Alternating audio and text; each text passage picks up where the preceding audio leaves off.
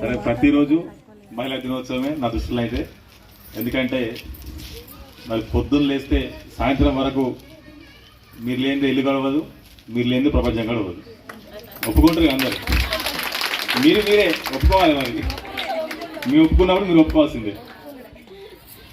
అందరికీ అంతర్జాతీయ మహిళా దినోత్సవ శుభాకాంక్షలు తెలియజేసుకుంటూ, ఏదైతే ఈ కార్యక్రమం మరి గత నిన్నటి నుంచి ఇవాళ వరకు నేను ఒక్కరోజు మార్నింగ్ మొదలుపెట్టి మధ్యాహ్నం లంచ్తోని తర్వాత సాయంత్రం ఫ్రైస్తో క్లోజ్ చేద్దాం అనుకున్నాం.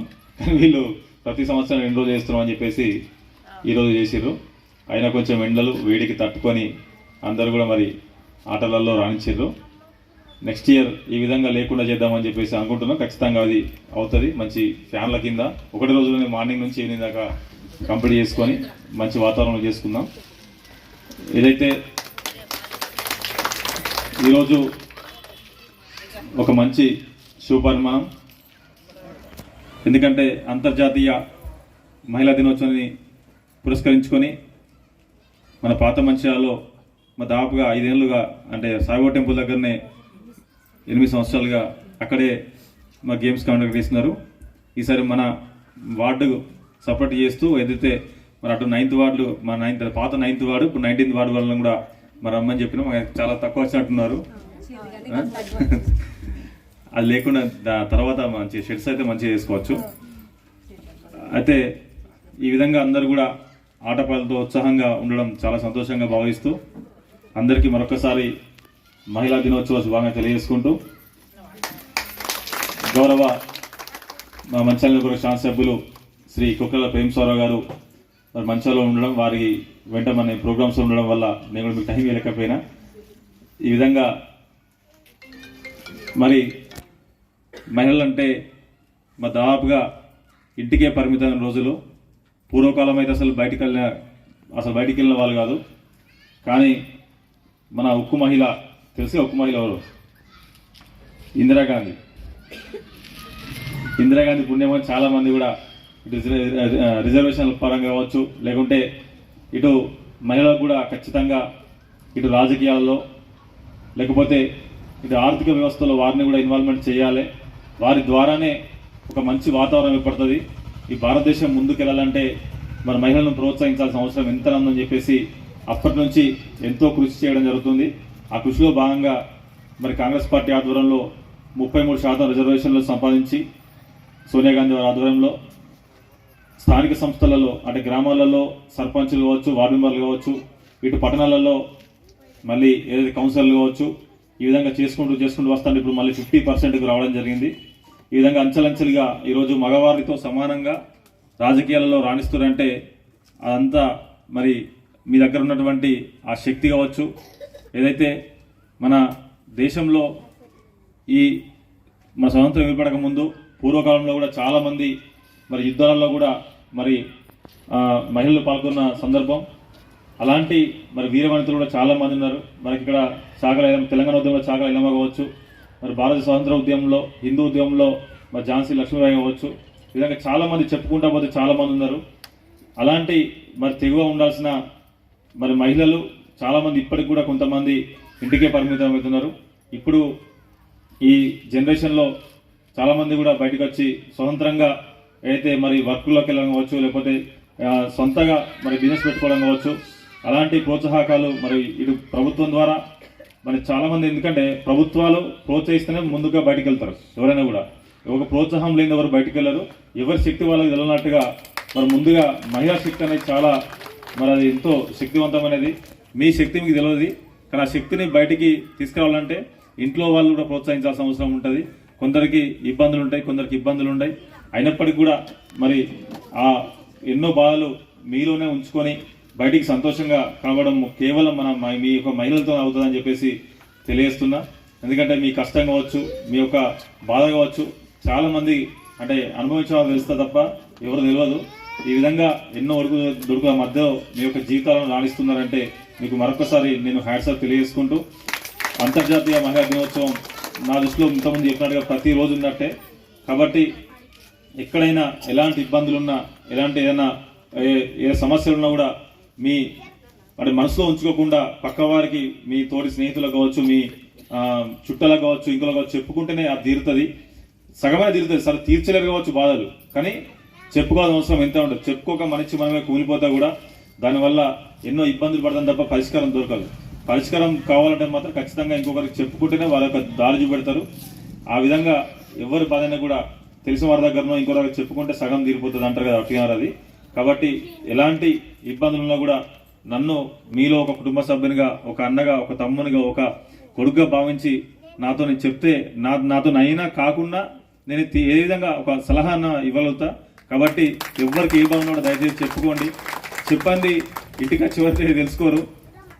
నాకు ఎందుకంటే ఎలక్షన్లో తిరుగుతా ఉంటే చాలా మంది చెప్పారు, మీరు అర్థం అంటే వీలు కాలేదు, లేకపోతే మీ ఇద్దరు మీకు ఎక్కడ ఉంటారో తెలియదు అని చెప్పేసి.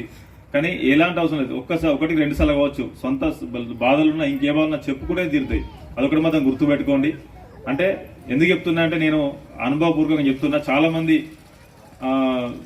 ఎగ్జాంపుల్ మొన్న ఇందిరా మిల్ వచ్చినాయి, చాలా మందికి ఇందిరా మిల్ చాలా మంది ముందు మనం రాసినప్పుడు అర్థం చెప్పారు, తర్వాత ఒక్కొక్కరికి బిల్స్ పడతామంటే కావాలని చెప్పారు. ఎన్నో ఇబ్బందులు ఉండేవచ్చు, అయినా కట్టుకుంటాం ముందుకు వస్తున్నారు.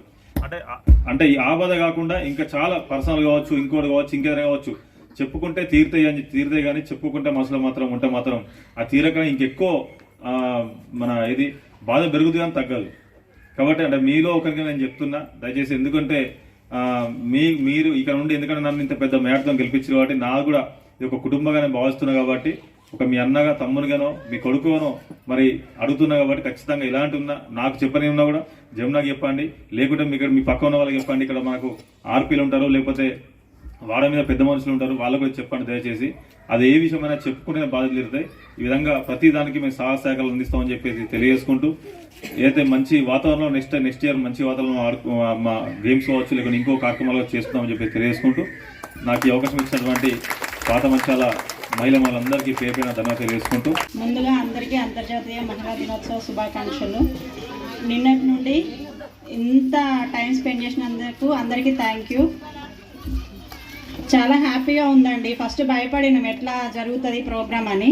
వీళ్ళు ముందుకొచ్చి మరీ కండక్ట్ చేస్తామని వాళ్ళే కాల్ చేసి అడిగిండ్రు. దానికి మేము ఓకే అని చెప్పినాం. కానీ చాలా హ్యాపీగా ఉంది, మీరు అందరూ ఇంత సపోర్ట్ చేసినందుకు. చాలా మంచిగా జరిగింది ప్రోగ్రామ్. ఇందాక స్వామి చెప్పినట్టుగా ఏదైనా ప్రాబ్లం ఉంటే చెప్పమన్నారు కదా, తనతో చెప్పుకోలేని ప్రాబ్లమ్స్ కూడా నాతో చెప్పుకోండి, లేడీస్ కదా.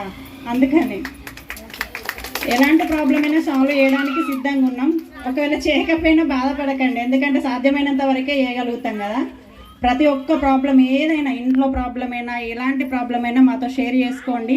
ప్రతి ఒక్కరికి మేము హెల్ప్ చేస్తాం. హెల్ప్ చేయడానికే మేము ముందుకు వచ్చినాం. Thank you. నిన్నటి నుండి ప్రతి ఒక్కరు వచ్చి ఇక్కడ చాలా సంతోషంగా ఆడారు. అందరూ ఎంతో ఉత్సాహంగా ఆడినారు. ఈరోజు గెలిచిన వాళ్ళకు ప్రైజ్ డిస్ట్రిబ్యూషన్ ఉంటుంది. చాలామంది గెలిచిరు. ప్రతి సంవత్సరం కూడా ఇలానే ఆడి మంచి మంచి కార్యక్రమాలు చేయాలని అంతర్జాతీయ మహిళా దినోత్సవం శుభాకాంక్షలు అందరికీ. ఇంట్లో పనులన్నీ వదిలేసుకొని కూడా మీ టైం మంచిగా స్పెండ్ చేసిండ్రు. నిన్నటి నుంచి వెళ్ళి ప్రతి ఆటలో అందరు హుషారుగా ఉన్నారు, మంచిగా ఆడిండ్రు. ఇంకా ముందుకు రండి, ఇంకా మంచి మంచి ప్రైజులు ఇస్తాడు నరేష్, గెలుచుకుందాం. మనము మహిళా దినోత్సవం అనేది ఎందుకు జరుపుకుంటున్నాం? ఈ మహిళా దినోత్సవం అనేది అసలు ముఖ్య ఉద్దేశం ఏంటంటే అంతర్జాతీయ మహిళా దినోత్సవం అంటే అసలు స్త్రీలను గౌరవించడం. మరి ఈరోజు స్త్రీలను గౌరవిస్తున్నారా అంటే లేదు. ఈ మహిళా దినోత్సవాన్ని ఒకప్పుడు శ్రామిక మహిళా దినోత్సవంగా జరుపుకునేవారు. కానీ ఒకప్పుడు స్త్రీ అనే ఆమె పెళ్ళి అయిన తర్వాత ఒక వంటింటికే పరిమితం కావాలి, బయటికి వెళ్ళకూడదు అని అట్లా కండిషన్స్ అనేటివి పెట్టేవాళ్ళు. కానీ ఇప్పుడు స్త్రీ అనే మహిళ బయటికి వెళ్ళడమే కాకుండా పురుషుడితో సమానంగా మేము కూడా అన్ని రంగాల్లో ముందుంటామని ప్రతి ఒక్క దాంట్లో ఇప్పుడు మగవాళ్ళతో సమానంగా ఆడవాళ్ళు కూడా బయటికి వస్తూ అన్ని రంగాల్లో కూడా తనతో పాటు మగవాళ్ళతో సమానంగా నేవీలో కానివ్వండి, పోలీస్ జాబులలో కానివ్వండి, పెట్రోల్ బంక్స్లో కానివ్వండి, పొలిటికల్స్లో కానివ్వండి, ఏ రంగంలో చూసినా కూడా పురుషులతో సమానంగా స్త్రీ కూడా పాల్గొంటుంది. అంతేకాకుండా మరియు స్త్రీ లేకపోతే అసలు జననమే లేదు, ఈ స్త్రీ లేకపోతే గమనమే లేదు, స్త్రీ లేకపోతే సృష్టిలో జీవమే లేదు, అసలు స్త్రీ లేకపోతే ఈ సృష్టే లేదు. మరి అలాంటి స్త్రీని మరి గౌరవిస్తున్నారా బయటికి అంటే అసలు లేదు. అసలు ఎక్కడ స్త్రీ గౌరవించబడుతుందో అక్కడ దేవతలు కొలువై ఉంటారంటారు. మరి అలాంటి దేవతల కొలువైనటువంటి ఆ స్త్రీని మరి గౌరవిస్తున్నారా? లేదు. కాబట్టి ప్రతి ఒక్క స్త్రీని కూడా తన తల్లితో సమానంగా గౌరవించండి. అంతేకాకుండా ఈ అసలు ఈ అంతర్జాతీయ మహిళా దినోత్సవాన్ని ఫస్ట్ ఎక్కడ జరుపుకున్నారంటే ఆస్ట్రేలియా, స్విట్జర్లాండ్, జర్మనీ దేశాల్లో మొట్టమొదటిసారిగా దీన్ని జరుపుకోవడం జరిగింది. కానీ దీనిని ఐక్యరాజ్య సమితి రాను 1975లో దీన్ని అధికారికంగా ప్రకటించడం కూడా జరిగింది. కాబట్టి ప్రతి ఒక్క స్త్రీని గౌరవించండి, అవమానించకండి. స్త్రీ లేకపోతే గమనం లేదు, స్త్రీ లేకపోతే జననం లేదు, స్త్రీ లేకపోతే సృష్టి లేదు. తను చెప్పింది చాలా కరెక్ట్. స్త్రీ అనేది లేకుండా పురుషుడు వేస్ట్. ఈ లైఫ్, ఈ జీవితంలో కాదు, ఈ సృష్టిలో కాదు, ఎక్కడైనా స్త్రీ లేకుండా పురుషుడు లేడు. కాబట్టి స్త్రీని గౌరవించండి. ఆదిశక్తి నుండే అన్ని శక్తులు ఉద్భవించాయి. అలాంటి ఆ గొప్ప ఆదిశక్తియే స్త్రీ. ఆ స్త్రీతో పోల్చినటువంటి ఆ స్త్రీ అందరికీ గౌరవనీయురాలు. ప్రతి సృష్టిలో కూడా స్త్రీ అనేది ఒక గొప్ప అద్భుతమైన సృష్టి. అది స్త్రీ. కాబట్టి అంత గొప్ప స్త్రీని అందరూ గౌరవించాలి. ప్రతి ఒక్కరూ గౌరవించాలని కోరుకుంటున్నాను. ఈ అవకాశం ఇచ్చినందుకు ధన్యవాదాలు.